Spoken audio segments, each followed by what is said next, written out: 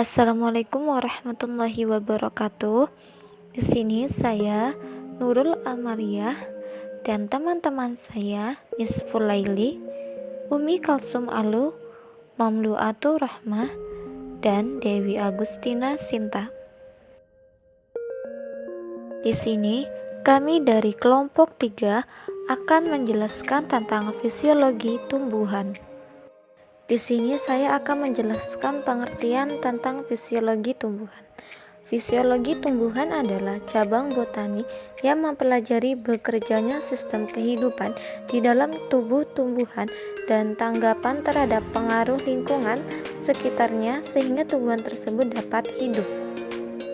Selanjutnya, transpirasi. Transpirasi adalah proses pengeluaran air dari tanaman melewati lubang kecil di daun yang dikenal sebagai stomata. Transpirasi merupakan proses hilangnya air dalam bentuk uap air dari jaringan hidup tanaman yang terletak di atas permukaan tanah melewati lubang berupa stomata, lubang kutikula, dan lentisel. Transpirasi terjadi pada siang hari saat panas melalui stomata dan lentisel. Semakin cepat laju transpirasi berarti semakin cepat pengangkutan air dan zat hara terlarut.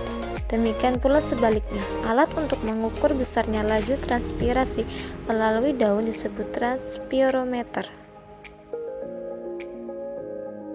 Sini ada beberapa macam transpirasi, yaitu transpirasi stomata, transpirasi kutikula, dan transpirasi lentikuler. Transpirasi stomata, yaitu sel-sel mesofil daun tidak tersusun rapat, tetapi di antara sel-sel tersebut terdapat ruang-ruang udara yang dikelilingi dinding-dinding sel mesofil yang jenuh air. Yang kedua, transpirasi kutikula, evaporasi yang terjadi secara langsung melalui kutikula epidermis. Yang ketiga, transpirasi lentikuler, daerah pada kulit kayu yang berisi sel-sel yang tersusun lepas yang dikenal sebagai alat komplementer. Uap air yang hilang melalui jaringan ini sebesar 0,1% dari total transpirasi. Baik, di sini saya akan menjelaskan tentang faktor yang mempengaruhi transpirasi tumbuhan. Nah, di sini ada dua faktor, yaitu faktor dalam dan faktor luar. Faktor dalam atau faktor tanaman yaitu stomata dan daun. Sedangkan faktor luar atau lingkungan yaitu sinar matahari, temperatur, kelembapan udara, angin, keadaan air dalam tanah. Nah, sekarang mekanisme transpirasi. Pada transpirasi, hal yang penting adalah difusi uap air dari udara yang lembab di dalam daun ke udara kering di luar daun. Kehilangan air dalam daun umumnya melibatkan kekuatan untuk menarik air ke dalam daun dari berkas pembuluh, yaitu pergerakan air dari sistem pembuluh dari akar ke pucuk dan bahkan dari tanah ke akar. Selanjutnya saya ingin menjelaskan tentang perbedaan transpirasi dan evaporasi.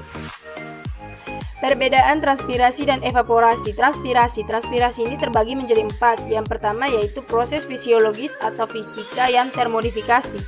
Yang kedua diatur oleh bukaan stomata. Yang ketiga diatur oleh beberapa macam tekanan. Yang keempat terjadi di jaringan hidup permukaan sel basah. Evaporasi ini juga terbagi menjadi 5. Yang pertama proses fisika murni. Yang kedua tidak diatur oleh bukaan stomata. Yang ketiga tidak diatur oleh tekanan. Yang keempat tidak terbatas oleh jaringan hidup. Yang kelima permukaan yang menjalankannya menjadi kering. Selain perbedaan transpirasi dan evaporasi, ada juga perbedaan transpirasi dan gutasi.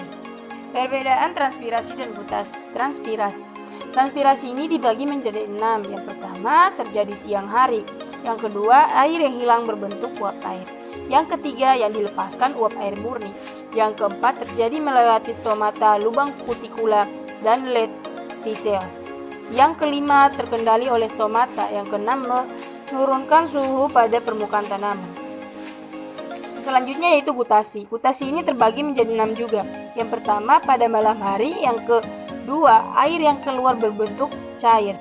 Yang ketiga cairan mengandung solute seperti gula dan garam. Yang keempat melewati hidatoda atau stomata air. Yang kelima tidak terkendali. Yang keenam tidak menurunkan suhu permukaan tanaman.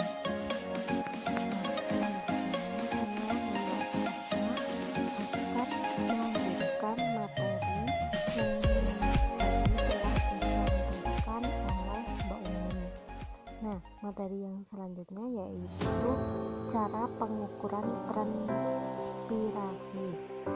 Nah, cara pengukuran di sini yang pertama ada 4 cara laboratorium. Yang pertama yaitu kertas korban klorida, yang kedua yaitu fotometer, dan yang ketiga pengumpulan uap air yang ditranspirasi. Yang terakhir yaitu penimbangan langsung. Nah, ada juga cara lain yaitu meliputi yang pertama metode lisimeter, yang kedua ada metode gravimeter, yang ketiga ada metode pertukaran gas, atau yang terakhir ada juga metode kurva.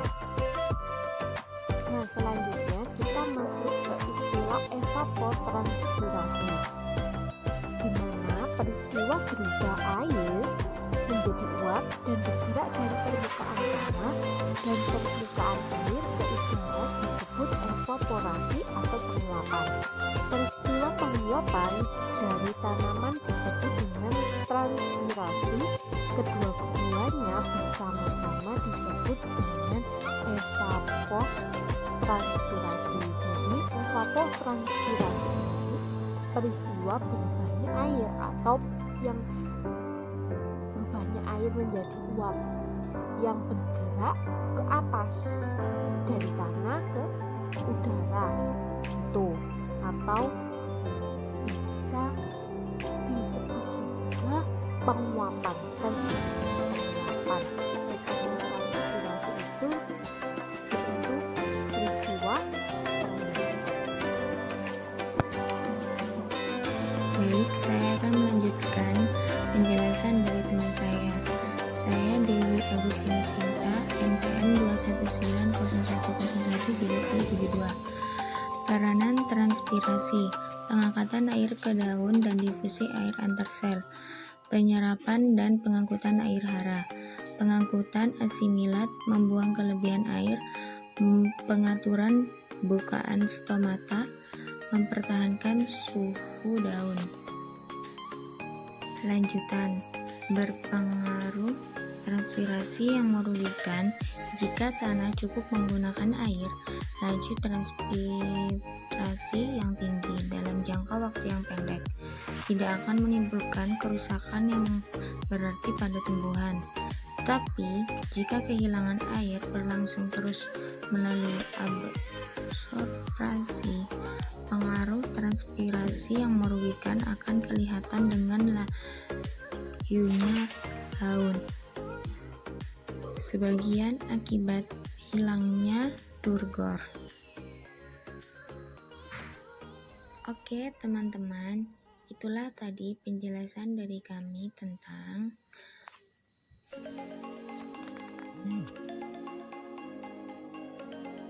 fisiologi tumbuhan transpirasi.